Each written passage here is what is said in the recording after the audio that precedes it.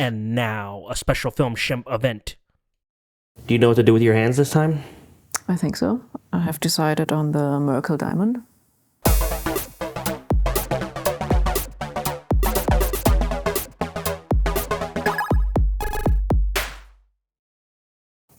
Thought we'd do a new show.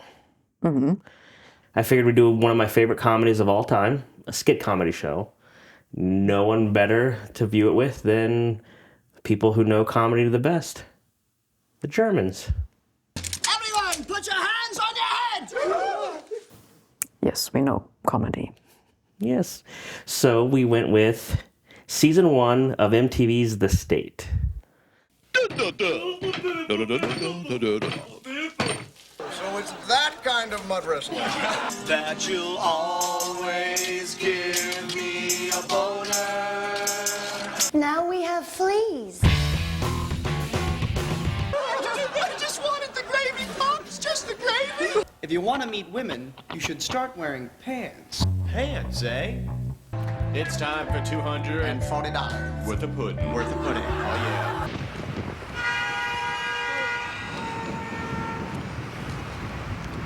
yeah. Just do whatever, Dad. I'm out of here. The State.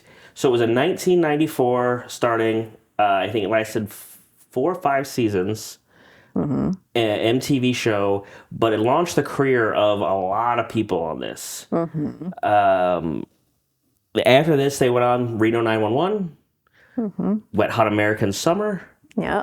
Thomas Lennon you see in every comedy and some not so good movies. Why would anybody create a Nazi puppet? They're little, they're fast. Anne Frank was hiding in her attic. Puppet could find her.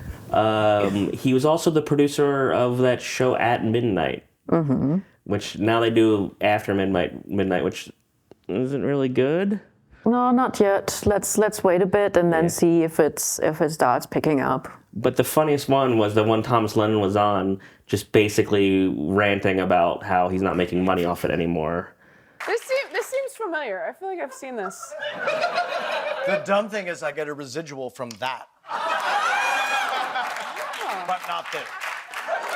Which that was actually the funniest part. But everything Thomas Lennon does is Yeah, he's Pretty a cool guy. I like his eyebrow. he does the eyebrow. No, look at your camera to do that. Okay. That's the group. Yeah. Oh. So you want to look at that one.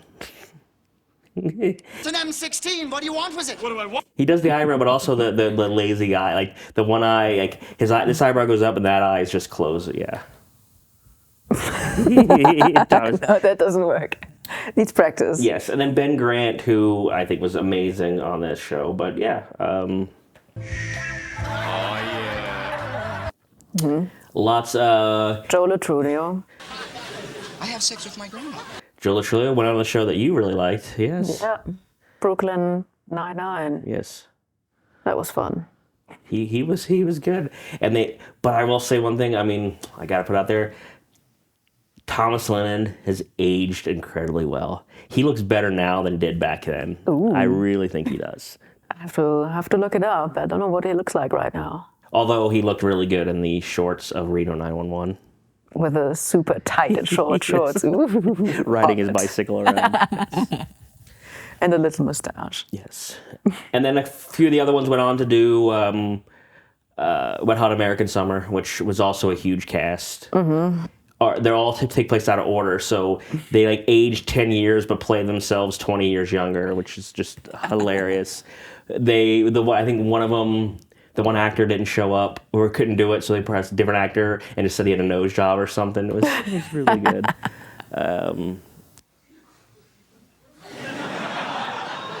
Season 1, January and February of 1994.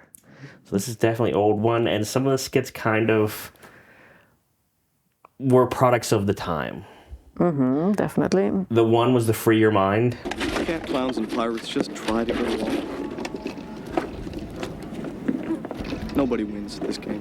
Where they would just spit out like insults, but they did it comically. MTV would do that Free Your Mind, like trying to like, don't be racist, don't be hateful, don't be homophobic, and it was a big campaign called Free Your Mind, and they did a few funny ones, but The big one was on one of the episodes, I think it was for the MTV Sports one. Oh, yeah.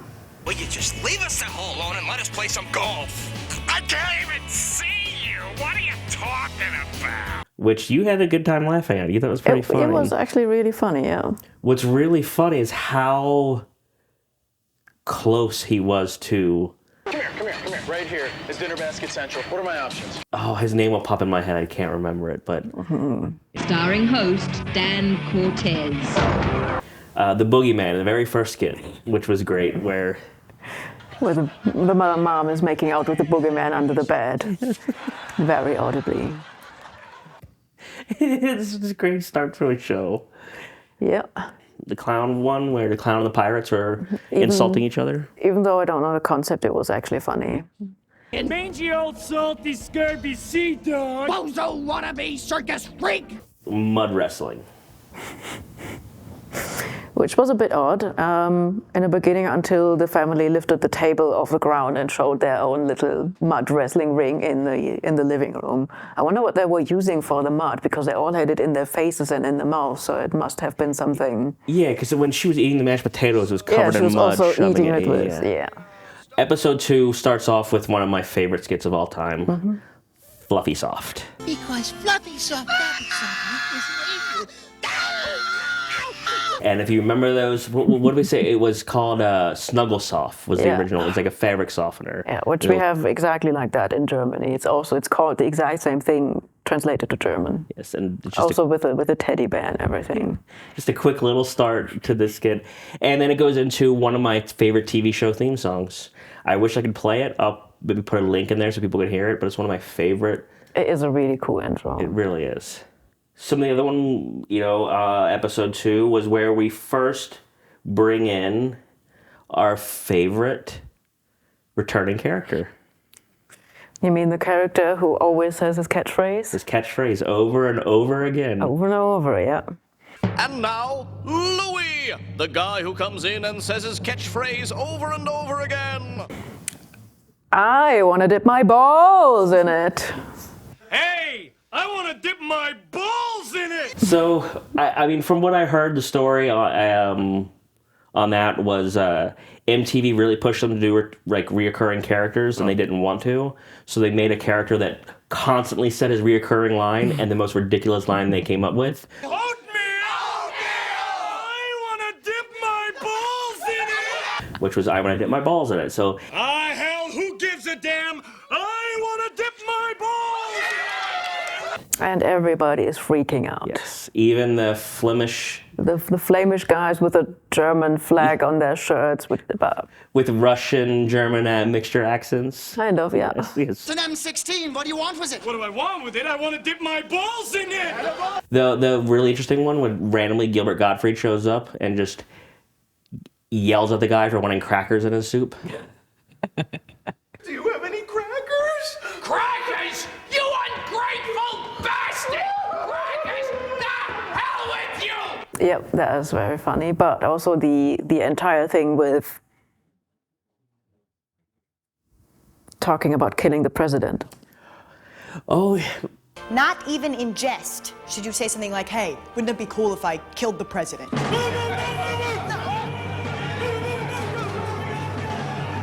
You better not say that. You got to leave the country soon. Uh-oh. Yeah. I'll take the next plane.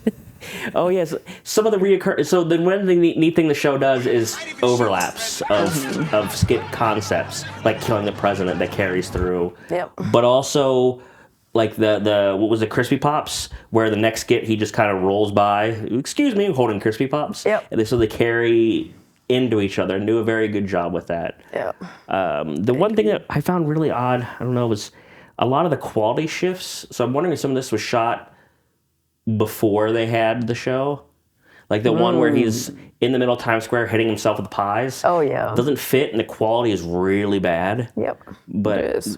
Or the pants. Oh yeah, the pants. Because it seemed like everything was 80 yard in it. Huh, that's okay for him, but I'm still alone. Why don't you try taking some of your own advice? I think I will. Like all the dialogue was done in post because it was, and then the neat part, which is an effect on these, is when they finally were able to get the rights to release the show, all the music had to be replaced. Yep.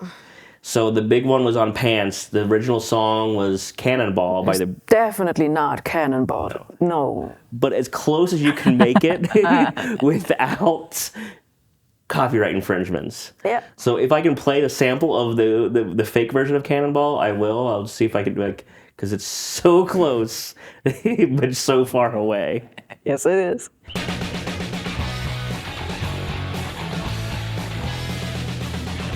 This is one show that I cannot go on about how funny it was. I love this show when it came out. I always look forward to watching it. It's probably the only thing I really watched on MTV. And watching it again, it's still funny.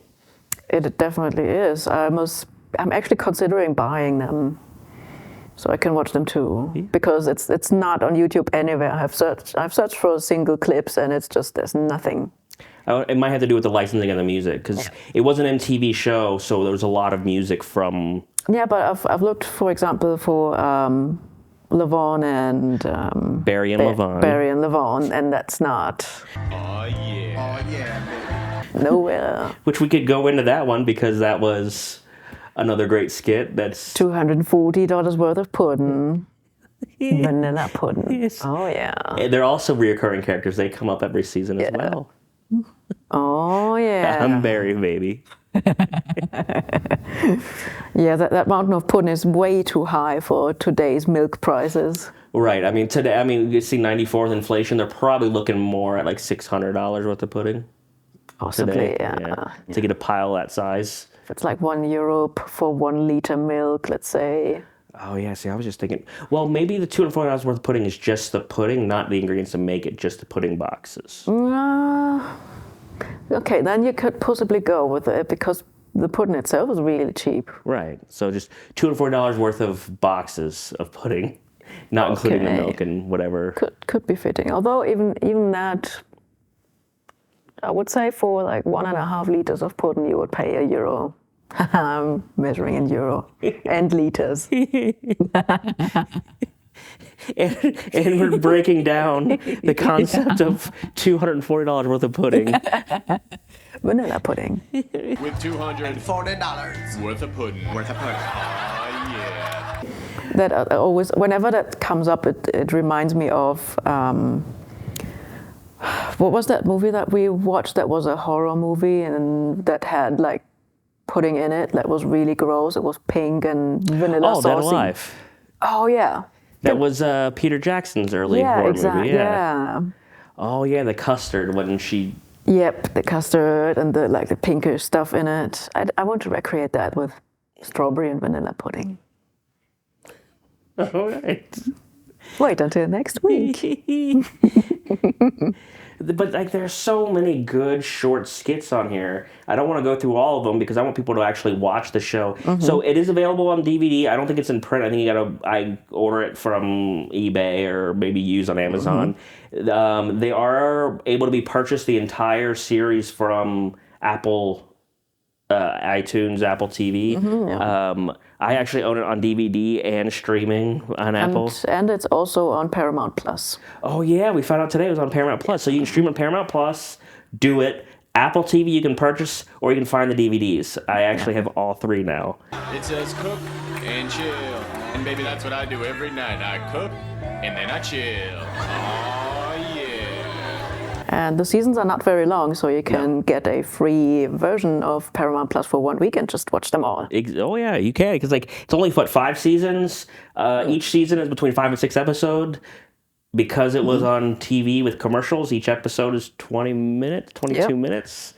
And so, yeah, you could speed through it. And it's definitely worth it because they don't make skit comedy like this anymore. Some of it's dated because it was MTV, but very few of them are. And most of them that are still funny. You just don't get all the references. Yeah, look at me. I'm from a different continent. I've been laughing my ass off. Excellent. And actually, the whole concept of the show came from... We watched season 5, I think. Wasn't it 3? It was 3 or 4. Oh, maybe, okay. It was something later. Yeah, and it was when the Pope is coming to dinner. And I've never seen someone laugh so hard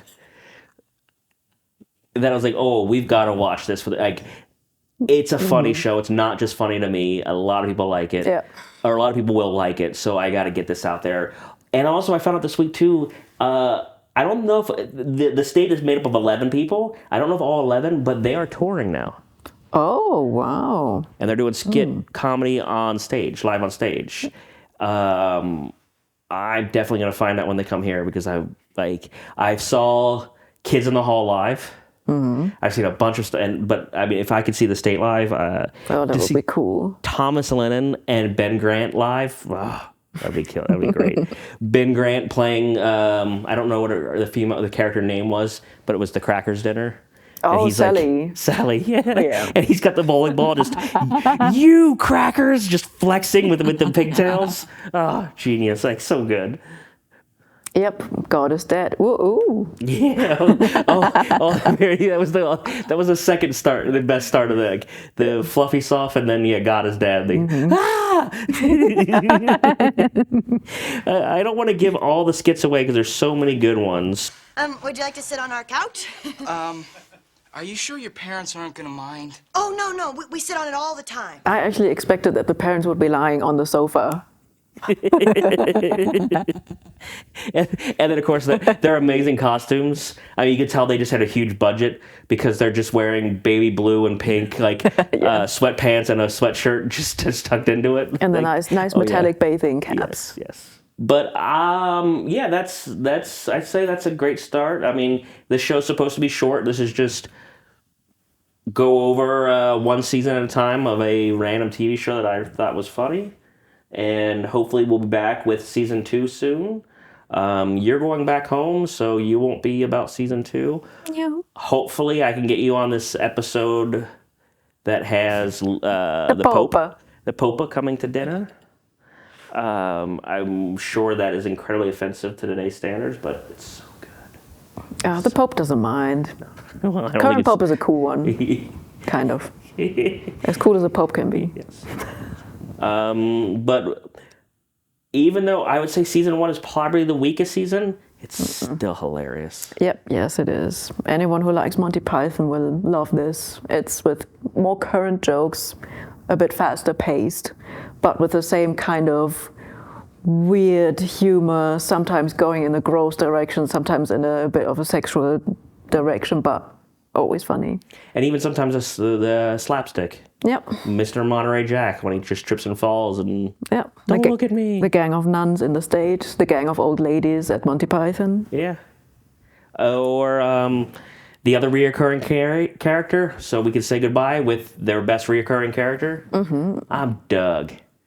And I'm out of here. I'm out of here.